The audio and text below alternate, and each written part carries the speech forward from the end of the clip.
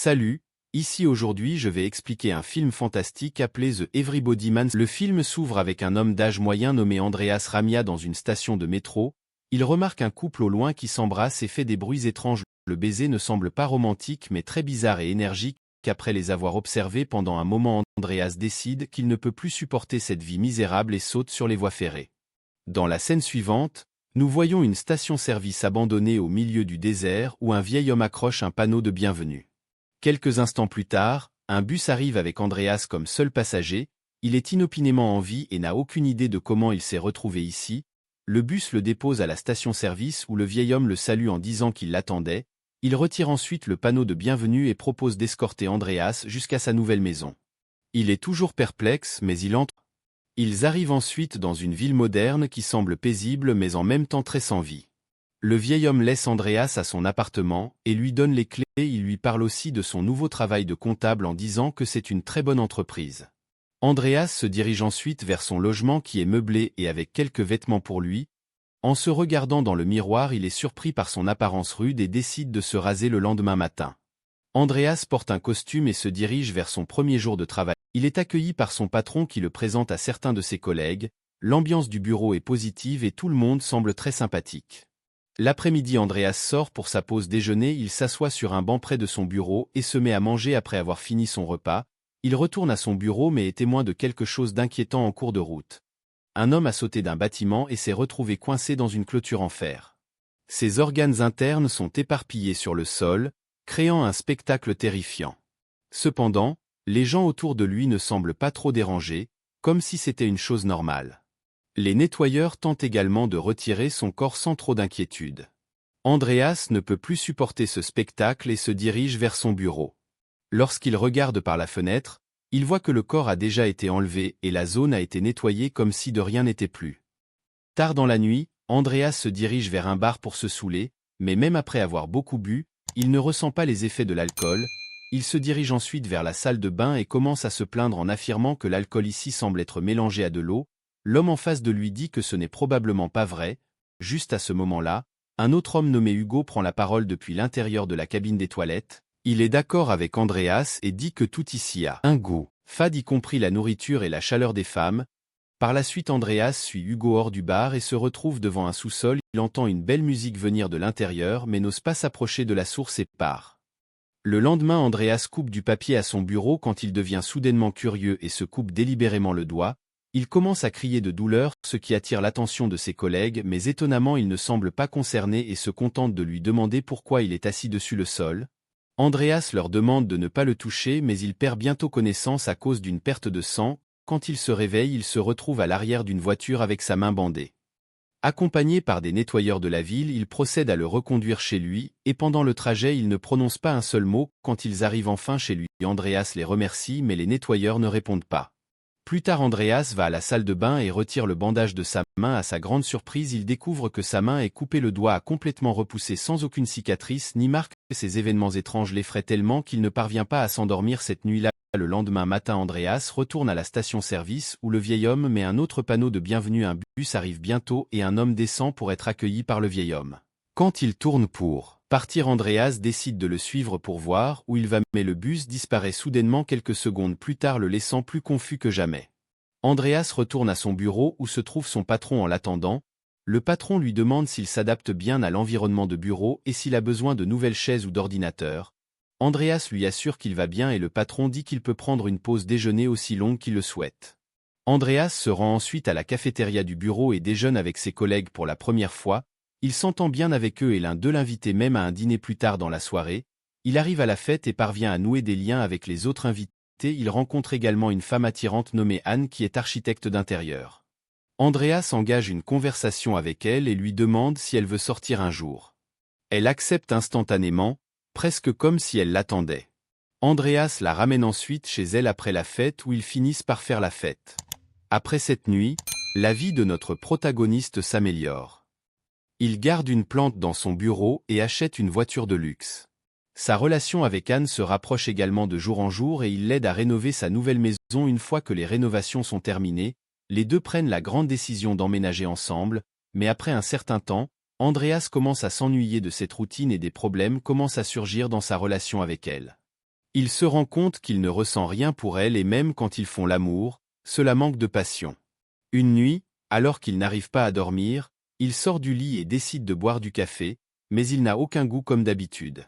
Quelques instants plus tard, Anne le retrouve et lui demande ce qu'il fait au milieu de la nuit. Il commence à lui parler d'un cauchemar qu'il a fait mais elle l'interrompt brusquement en disant qu'elle n'est pas intéressée par l'histoire. Quelques jours plus tard, Andrea commence à s'intéresser à l'une de ses collègues nommée Ingeborg. Elle est chaleureuse et a une personnalité joyeuse contrairement à sa petite amie froide. Un jour, il prend l'initiative de l'inviter à sortir et étonnamment, elle accepte également. Cela rend Andreas très heureux et il appelle immédiatement Anne pour l'informer qu'il rentrera tard ce soir. Les deux vont voir un film qui s'avère être assez triste. Andreas commence à pleurer mais Ingeborg reste imperturbable et pose simplement sa tête sur son épaule. Quand il la dépose à la maison, il lui demande si elle se sent mal qu'il vive avec une autre femme. Ingeborg répond que cela ne la dérange pas et les deux commencent à s'embrasser sur le pas de sa porte.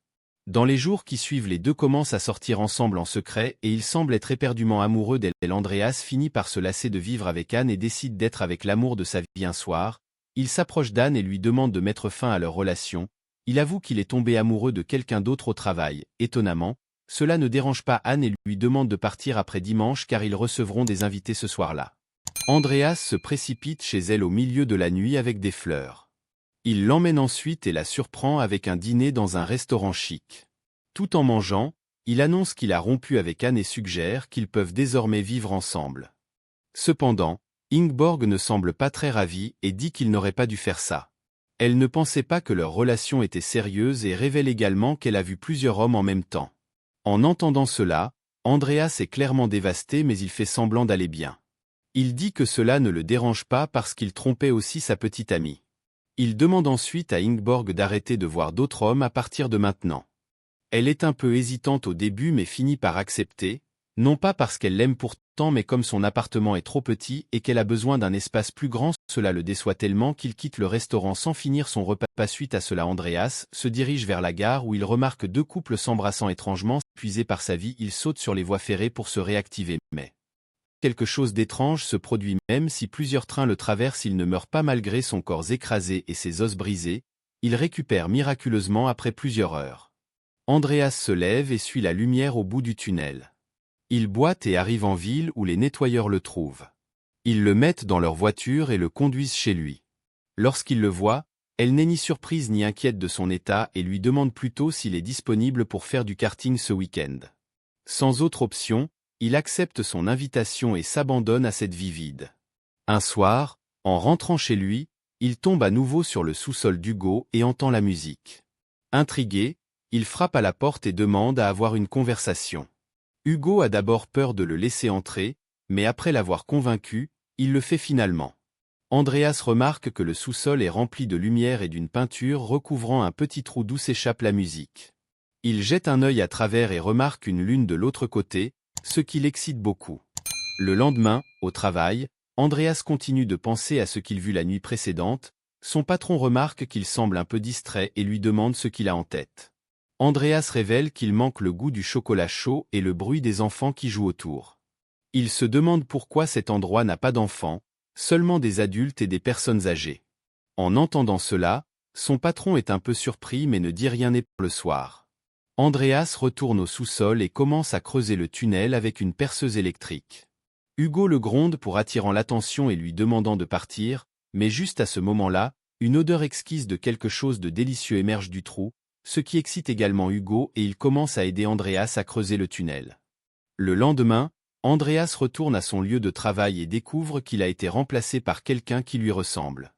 Il se demande pourquoi il a été renvoyé, mais son patron lui explique que c'est une opportunité pour lui de trouver un autre excellent travail qui l'inspire. À ce stade, Andreas ne semble pas s'en soucier beaucoup et retourne chez Hugo pour travailler le tunnel. Ensemble, ils créent un grand trou d'où émanent de la musique et des odeurs agréables. D'autres personnes du quartier le remarquent également et frappent à la porte.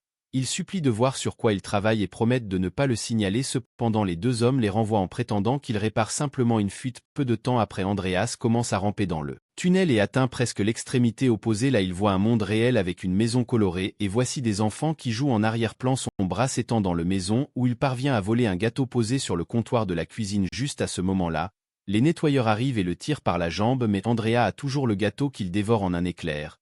Il se rend compte que c'est la chose la plus délicieuse qu'il ait jamais goûtée. Après cela, les deux hommes sont immédiatement capturés par les nettoyeurs. Ils sont ensuite forcés de monter dans une voiture et envoyés pour affronter les fonctionnaires de la ville.